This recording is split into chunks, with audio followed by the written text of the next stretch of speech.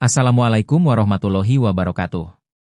Segala puji dan syukur bagi Allah Subhanahu wa Ta'ala semata, yang Maha Hayyu lagi Maha Qayyum, yang tidak pernah terkena kantuk apalagi tidur. Sungguh, tidaklah berat baginya mengurusi alam semesta beserta isinya, padanya segala makhluk bergantung. Sholawat dan salam sebanyak hitungan nafas dari segala makhluk yang telah dan belum diciptakan. Semoga selalu tercurah kepada Nabi Muhammad Shallallahu Alaihi Wasallam beserta keluarganya, sahabatnya dan pengikutnya. Dengan wasilah beliau semoga Allah selalu memberikan kita kemakmuran, kemuliaan, kesejahteraan, kebahagiaan dunia dan akhirat. Hai viewers, subscribers, komentator dan share Ben Madian Channel. Ayo kita lanjutkan video bahasan kita. Zaid al-Khair. Alangkah banyaknya kebaikanmu, ya Zaid. Manusia seperti apa engkau ini? Muhammad Rasulullah. Manusia bagai barang tambang. Mereka yang terbaik pada masa jahiliyah adalah mereka yang terbaik pada masa Islam. Inilah dua kisah seorang sahabat Rasul yang terkenal. Kisah pertama adalah saat ia masih berada pada masa jahiliyah, dan satunya lagi saat ia sudah mengecap indahnya Islam. Sahabat Rasul ini bernama Zaid al-Khair 41 sebagaimana Rasul memanggilnya setelah ia masuk Islam. Kisah ia saat jahiliyah dituliskan dalam beberapa buku sastra.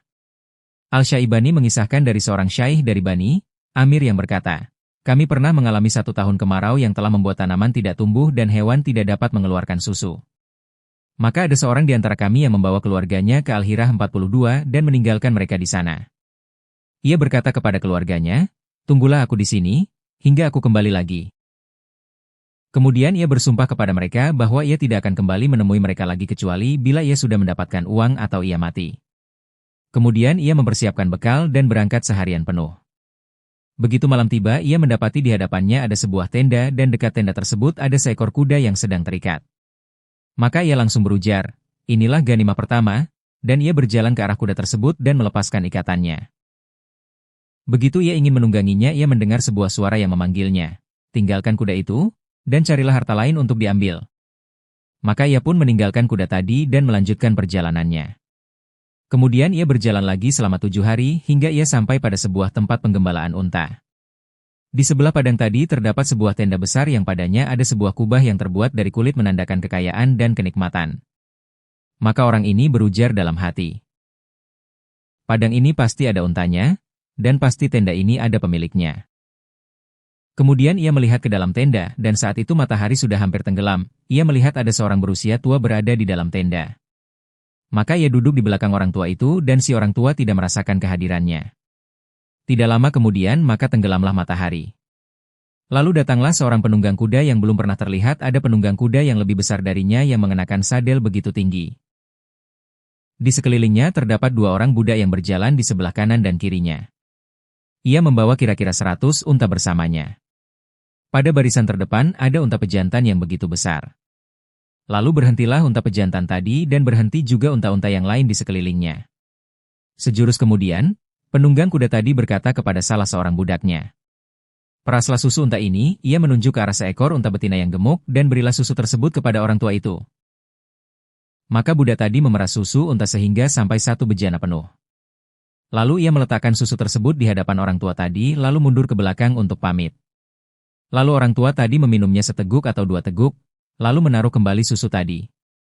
Maka orang yang menyelinap tadi berkata, 'Lalu aku mengendap ke arahnya dan aku mengambil bejana susu. Aku meminum semua susu yang tersisa.' Lalu budak tadi datang lagi dan mengambil bejana susu. Ia langsung berteriak, 'Tuanku, orang tua ini telah meminum susu yang diberikan.' Langsung saja penunggang kuda tadi bergembira dan berkata, 'Peraslah susu unta ini,' ia menunjuk seekor unta lainnya dan taruhlah bejana susu di depan orang tua. Maka budak itu pun melaksanakan apa yang diperintahkan. Lalu orang tua tadi meminumnya 1 atau 2 teguk lalu menaruh kembali bejananya. Aku pun mengambilnya lagi dan aku meminum separuhnya. Aku tidak mau meminum semua susu karena khawatir akan membuat curiga si penunggang kuda.' Kemudian si penunggang kuda memerintahkan budaknya yang kedua untuk menyembelih seekor domba. Lalu budak tadi menyembelihnya. Lalu si penunggang kuda memanggang daging domba tadi dan memberikannya kepada orang tua sehingga ia merasa kenyang. Lalu si penunggang kuda memakan sisa kambing tadi bersama kedua budaknya. Tidak lama kemudian, maka semuanya tertidur dengan begitu lelapnya dengan suara mendengkur. Pada saat itu aku menuju ke unta jantan tadi dan aku melepaskan ikatannya lalu menungganginya. Unta pejantan itu pun bangun dan diikuti oleh semua unta yang lain. Aku berangkat malam itu juga. Begitu siang mulai datang menjelang, aku melihat ke sekeliling penjuru dan aku tidak melihat siapapun yang mengikutiku. Aku pun meneruskan perjalanan hingga hari semakin siang. Kemudian aku menoleh dan aku melihat ada seekor burung elang atau seekor burung yang besar. Ia selalu terbang dekatku hingga aku tersadar bahwa ada seorang penunggang kuda yang sedang duduk di atas kudanya. Ia lalu datang ke arahku sehingga aku mengenalinya bahwa ia adalah pemilik unta-unta ini yang mencari unta miliknya. Saat itu, aku mengikatkan unta pejantan tadi, dan aku mengeluarkan anak panah dari sarungnya dan aku letakkan pada busurnya. Aku berdiri di depan unta-unta tadi. Lalu si penunggang kuda berhenti dengan jarak sedikit jauh dariku. Ia berkata, "Lepaskan ikatan unta jantanku." Aku menjawab, "Tidak. Aku telah meninggalkan banyak wanita yang sedang kelaparan di Al-Hirah. Aku berjanji kepada mereka bahwa aku tidak akan kembali kepada mereka kecuali bila aku sudah membawa harta atau aku mati." Ia menjawab, "Kalau demikian, kau akan mati. Lepaskan ikatan unta itu." "Sial kamu." Aku menjawab, "Aku tidak akan melepaskannya." Ia berkata, "Celaka kamu. Engkau masih saja berkeras." Ia menjawab, "Kalau demikian, kau akan mati. Lepaskan ikatan unta itu." "Sial kamu." Aku menjawab, "Aku tidak akan melepaskannya." Ia berkata, "Celaka kamu. Engkau masih saja berkeras." Lalu ia berkata, "Tunjukkan kepadaku tali kendali unta," dan pada tali kendali tersebut terdapat 3 ikatan, kemudian ia bertanya kepadaku pada ikatan yang mana aku menginginkan ia mengarahkan anak panahnya. Kemudian aku menunjuk ke arah ikatan yang ada di tengah. Kemudian ia melepaskan anak panahnya, dan ia berhasil memasukkannya ke dalam ikatan tadi seolah ia menaruhnya dengan tangan. Kemudian ia melepaskan anak panahnya ke arah ikatan kedua dan ketiga. Begitu melihat hal ini, aku menaruh kembali anak panahku ke tempatnya dan aku berdiri seraya menyerah. Lalu ia menghampiriku dan mengambil pedang serta busur panahku. Ia berkata, "Naiklah di belakangku." Aku pun ikut naik di belakangnya. Ia bertanya, "Menurutmu apa yang akan aku lakukan kepadamu?" Aku menjawab, "Aku menduga hal yang paling buruk bakal terjadi padaku." Ia bertanya, "Mengapa demikian?" Aku menjawab, "Karena apa yang telah aku lakukan padamu, dan karena aku telah menyusahkanmu dan Allah telah membuatmu dapat menangkapku." Ia berkata, "Apakah engkau mengira bahwa aku akan menyiksamu padahal engkau telah minum dan makan bersama bapakku, dan engkau telah membuatnya bersedih pada malam itu?" Begitu aku mendengar nama bapaknya maka aku langsung bertanya, "Apakah engkau adalah Zaid al-Hail?" Ia menjawab, "Benar." Aku berkata kepadanya, "Kalau demikian, jadilah engkau sebaik-baiknya orang yang menawan." Ia menjawab, "Tidak masalah." Ia pun membawa aku ke tempatnya. Ia berkata kepadaku, "Demi Allah, kalau saja unta-unta ini adalah milikku pasti aku berikan ini semua kepadamu. Akan tetapi unta-unta ini milik saudariku. Tinggallah bersama kami selama beberapa hari. Sebab aku sebentar lagi akan ikut perang dan bisa jadi aku pulang dengan membawa ghanimah." Hanya 3 hari setelah itu, ia pergi berperang melawan Bani Numair. Dan ia mendapatkan ghanimah hampir mencapai 100 unta dan ia memberikannya kepadaku. Ia pun mengutus beberapa orang untuk melindungiku hingga tiba di Al-Hirah. Itulah cerita Zaid al-Hail saat ia masih dalam masa jahiliyah. Sedangkan kisahnya saat ia masuk Islam tercantum dalam kitab-kitab sirah sebagai berikut. Begitu telinga Zaid al-Hail mendengar kisah Nabi Shallallahu Alaihi Wasallam, ia langsung menyiapkan kendaraannya. Ia juga mengajak beberapa orang pembesar kaumnya untuk datang ke Yatsrib 43 dan menjumpai Nabi Shallallahu Alaihi Wasallam. Maka berangkatlah ia bersama dengan rombongan yang banyak yang terdiri dari Zur bin Sadus, Malik bin Jubair, Amir bin Juain dan lainnya. Begitu mereka sampai di Madinah, mereka menuju ke Masjid Nabawi dan memberhentikan unta mereka di depan pintu masjid. Saat mereka masuk, Rasulullah Shallallahu Alaihi Wasallam sedang berkhutbah di hadapan kaum muslimin dari atas mimbar. Pembicaraan Rasul saat itu memukau mereka. Dan mereka merasa takjub dengan sikap kaum muslimin yang begitu patuh dengan beliau. Mereka begitu mendengarkan, dan menyerap apa yang beliau sabdakan. Saat Rasulullah Shallallahu Alaihi Wasallam melihat keberadaan mereka, maka Rasul bersabda sambil berkhutbah kepada kaum muslimin, "Aku lebih baik bagi kalian daripada Uzza 44 dan dari setiap hal yang kalian sembah. Aku lebih baik bagi kalian daripada unta hitam yang pernah kalian sembah selain Allah Subhanahu wa Ta'ala. Ucapan Rasulullah Shallallahu Alaihi Wasallam telah meresap ke dalam diri Zaid al-Hail dan rombongannya. Ada sebagian dari mereka yang menerima kebenaran ini dan ada sebagian lagi yang berpaling dari kebenaran dengan amat sombongnya. Sebagian berada di surga dan sebagian lagi di neraka. Sedangkan Zur bin Saduds begitu ia hampir saja melihat Rasulullah Shallallahu Alaihi Wasallam yang sedang berada dalam posisinya yang amat bagus dan menyentuh setiap hati yang beriman dan terlihat oleh mata yang jatuh cinta. Hampir saja ia berima hingga kedengkian merasuki hatinya dan rasa takut memenuhi sanubarinya. Ia lalu berkata kepada orang-orang yang ada di sekelilingnya, "Aku kini melihat seorang manusia yang akan menundukkan leher semua bangsa Arab. Demi Allah, aku tidak akan pernah membiarkan dia menundukkan leherku."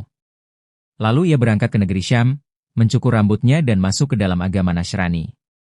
Sedangkan Zaid dan manusia yang tersisa lain lagi ceritanya. Begitu Rasulullah Shallallahu Alaihi Wasallam mengakhiri khutbahnya, ia langsung berdiri di antara kumpulan muslimin. Dia adalah orang yang paling tampan, berakhlak baik dan paling tinggi sehingga meski ia berada di atas kuda maka kakinya akan menyentuh tanah seolah ia hanya mengendari seekor keledai saja. Ia berdiri dengan postur yang tegap dan berbicara dengan suara lantang, "Ya Muhammad, aku bersaksi bahwa tiada Tuhan selain Allah dan bahwa engkau adalah utusan Allah." Rasul Shallallahu Alaihi Wasallam membalas dengan pertanyaan, "Siapakah engkau?" Ia menjawab, "Saya adalah Zaid al-Hail bin Muhalhil." Rasul langsung bersabda, "Engkau adalah Zaid al-Hail bukan Zaid al-Hail. Segala puji bagi Allah yang telah membawamu dari perjalanan yang menyusuri pantai dan pegunungan, dan yang telah membuat hatimu luluh menerima Islam." Sejak itu, ia dikenal dengan sebutan Zaid al-Hail. Kemudian ia mengikuti Rasulullah Shallallahu Alaihi Wasallam ke rumah beliau disertai dengan Umar bin Khattab dan beberapa orang sahabat lainnya. Begitu sampai di rumah beliau, Rasulullah Shallallahu Alaihi Wasallam membentangkan bangku sandaran buat Zaid. Zaid merasa segan dan menolak bangku sandaran tersebut. Rasul Shallallahu Alaihi Wasallam terus saja mempersilahkannya dan Zaid masih saja menolak sebanyak 3 kali. Setelah lama majelis tersebut berlangsung, Rasulullah bersabda kepada Zaid al-Hail, "Ya Zaid, tidak ada orang yang diceritakan kepadaku kemudian aku melihatnya kecuali ia tidak sesuai dengan apa yang diceritakan kepadaku kecuali kamu." Lalu Rasul bertanya kepada Zaid, "Bagaimana engkau bisa demikian, ya Zaid?" Zaid menjawab, "Aku selalu mencintai kebaikan dan orang yang melaksanakannya. Jika aku mengerti akan kebaikan maka aku akan meyakini pahalanya. Jika aku tidak sempat melakukan kebaikan itu, maka aku akan merindukannya." Rasulullah Shallallahu Alaihi Wasallam lalu bersabda, "Inilah tanda Allah bagi siapa saja yang ia inginkan." Zaid lalu berkata, "Segala puji bagi Allah yang telah menjadikan aku sesuai dengan kehendaknya dan kehendak Rasulnya." Ia lalu menoleh ke arah Nabi Shallallahu Alaihi Wasallam sambil berkata, "Kirimkan kepadaku wahai Rasulullah 300 orang penunggang kuda. Aku jamin bahwa aku akan menyerang negeri Romawi bersama mereka dan aku akan mengalahkannya." Maka Rasul Shallallahu Alaihi Wasallam lalu membesarkan semangatnya ini dengan sabdanya, "Betapa banyak kebaikanmu, ya Zaid. Manusia seperti apa kau ini?" Kemudian semua orang yang menemani Zaid dari kaumnya menyatakan diri masuk Islam. Saat Zaid hendak kembali bersama rombongannya menuju kampung mereka di Najd, Rasulullah Shallallahu Alaihi Wasallam melepas mereka dengan bersabda, "Manusia seperti apa ini? Betapa ia amat penting kalau saja ia selamat dari wabah di Madinah." Madinah Al-Munawwarah pada saat itu sedang mendapat wabah demam. Begitu Zaid al-Hail meninggalkan Madinah maka ia terserang demam. Ia pun berkata kepada rombongannya, "Jauhkan aku dari negeri Kais, karena di antara kami ada dendam sejak masa jahiliyah. Demi Allah aku tidak akan berperang melawan seorang muslim sehingga aku berjumpa dengan Allah Subhanahu wa Ta'ala." Zaid al-Hail meneruskan perjalanannya menuju kampungnya di Najd meski serangan demam terus menggila pada dirinya dari waktu ke waktu. Ia berharap ia dapat berjumpa lagi dengan kaumnya dan agar Allah menetapkan keislaman pada mereka lewat dakwahnya. Tinggi cita-cita mulia yang hendak ia capai, namun belum juga ia dapat mewujudkannya. Ia sudah terlebih dahulu menghembuskan nafasnya yang terakhir di tengah perjalanan. Sejak ia masuk Islam hingga ia wafat tidak ada kesempatan yang ia pergunakan hingga terjerumus dalam perbuatan dosa.